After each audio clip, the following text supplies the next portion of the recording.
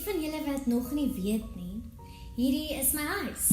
En hierdie is een van die skilderye wat in my huis hang. Nou vanoggend toe ek dink oor ons boodskap, het ek bietjie hierdie skildery bestudeer en ek kon nêrens die kunstenaar se naam sien. Nie eers 'n voorletter nie.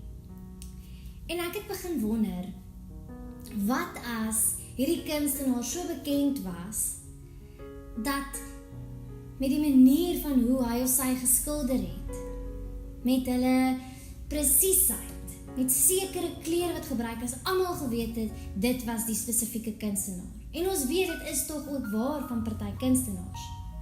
Nou, wat as ek jou vertel dat hierdie kunstenaar op hierdie dag besluit het, met hierdie skildery het hy of sy die toppunt van kuns bereik.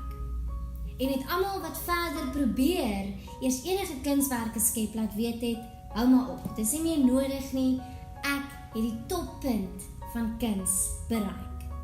En dit is so ver soos wat dit gaan kom. Julle sou ook vir my gesê, dis absurd.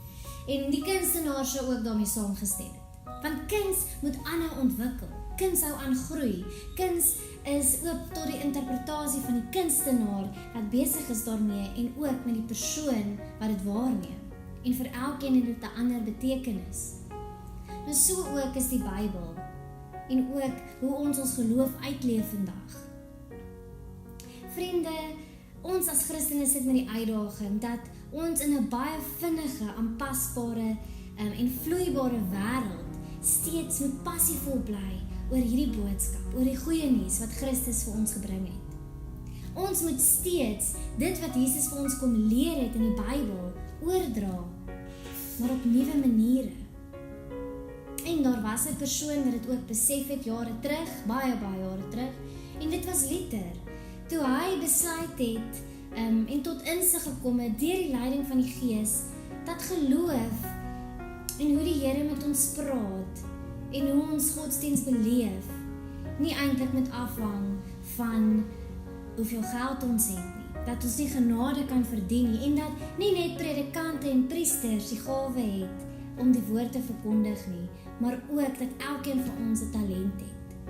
En dit is ons uitdaging, soos wat Luther in 'n tyd geveg het vir vernuwing, wat ons ook vandag herinner aan ons reformatie, dat ons moet reformeer, ons denke moet vernuwe, so praat die Bybel ook van vernuwende denke. En ek wil graag vir ons lees uit Romeine 12 uit, vers 1 tot 2. En nou doen ek 'n beroep op julle, broers, op grond van die groot ontferming van God. Gee julle self aan God as lewende en heilige offers, wat vir hom aanneemlik is. Dit is die wesenlike van die godsdiens wat julle moet beoefen. Julle moenie aan hierdie sondige wêreld gelyk word nie, maar laat God julle verander deur julle denke te vernuwe. Dan sal julle ook kan onderskei wat die wil van God is, wat vir hom goed en aanneemlik en volmaak is. Vriende, mag ons uitgedaag word om in 'n wêreld wat vinnig verander, nie bang te wees vir verandering nie.